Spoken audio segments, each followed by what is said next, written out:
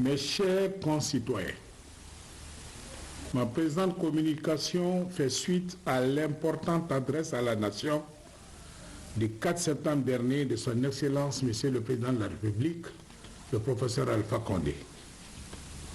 Comme vous le savez, à cette occasion, Monsieur le Président de la République a donné instruction au gouvernement que je dirige d'accompagner et soutenir la Commission électorale nationale indépendante, CENI, et les acteurs électoraux dans la préparation et l'organisation des scrutins électoraux attendus dans notre pays.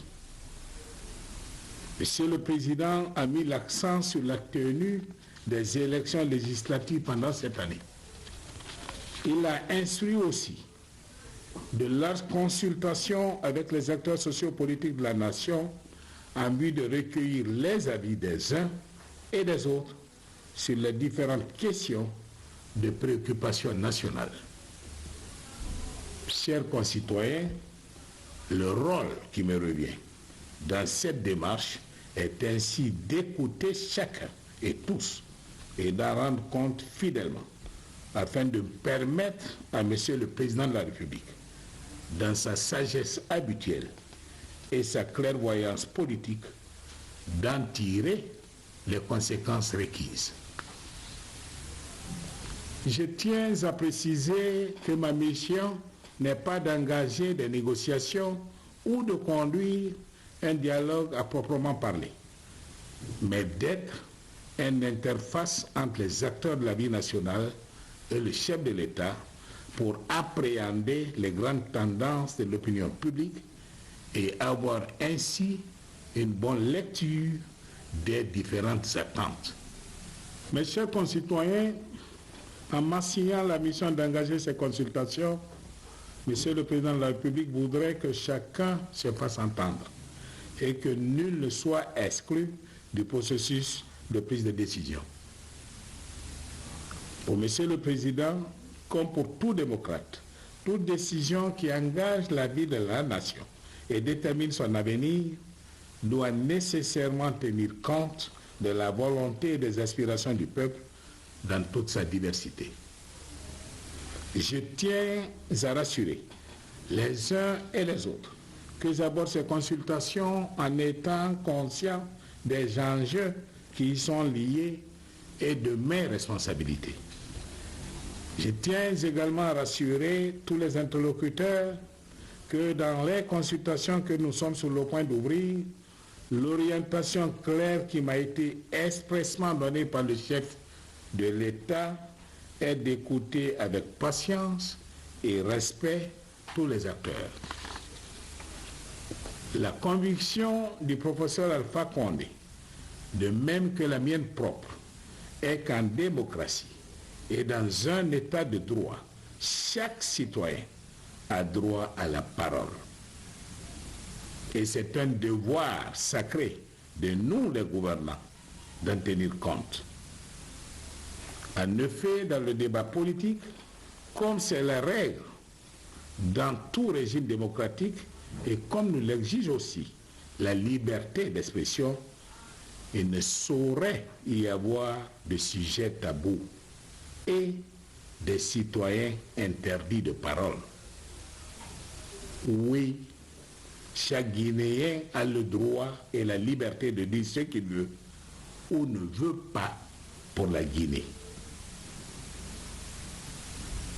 Mes chers concitoyens, vous aurez compris que pour ces consultations avec les différentes composantes de la nation, je n'ai pas de préjugés. Je n'ai pas de certitude. Je n'ai ni de position figée, ni de position personnelle à faire valoir. Non, mon but ne sera pas d'imposer des choix ou de négocier ou annoncer des décisions déjà arrêtées.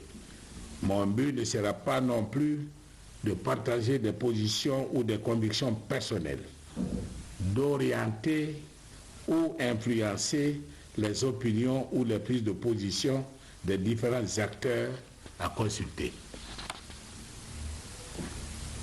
Mes chers compatriotes, au nom de Monsieur le Président de la République, de son gouvernement que j'ai la responsabilité de diriger et dans l'intérêt supérieur de notre peuple que nous sommes tous engagés à aimer et servir, défendre et protéger, j'appelle solennellement tous les acteurs invités aux consultations à saisir l'occasion qui leur est ainsi offerte de partager leurs avis et positions sur toutes les questions d'intérêt national.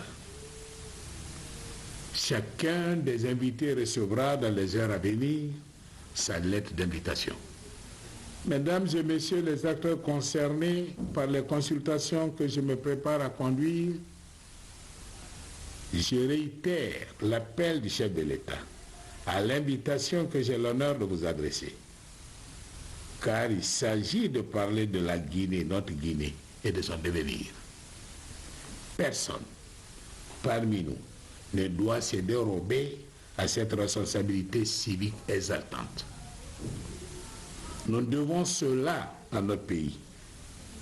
C'est pendant les heures difficiles qu'on reconnaît des grands hommes.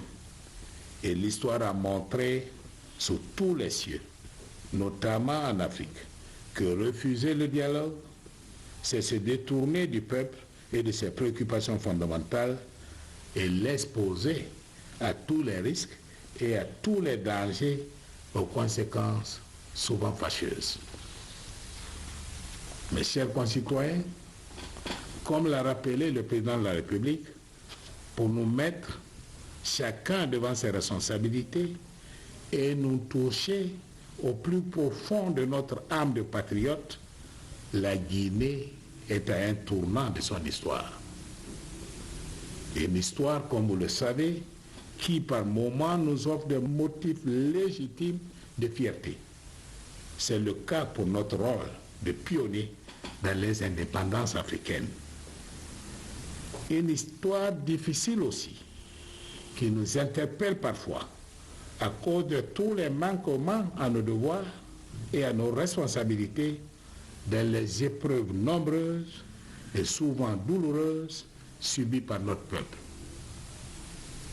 En tout état de cause, nous devons tirer de toutes les péripéties de la vie de notre nation, qui n'a pas toujours été un long fleuve tranquille, toutes les leçons, toute la force, toute l'inspiration et toute la sagesse pour continuer de bâtir dans la paix, la sérénité, la responsabilité et la concorde nationale un avenir de partage et de générosité.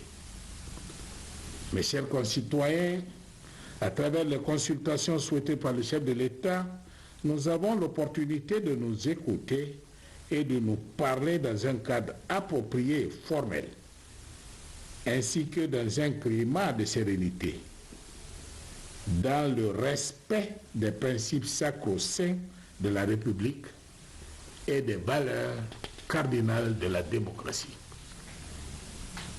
Mes chers compatriotes, le monde a changé. La démocratie évolue. Partout, on assiste à un conflit entre les droits reconnus à chacun et tous et les devoirs qui vont avec. Le commun vouloir vivre ensemble, la stabilité et la sécurité de nos États et la paix pour nos populations.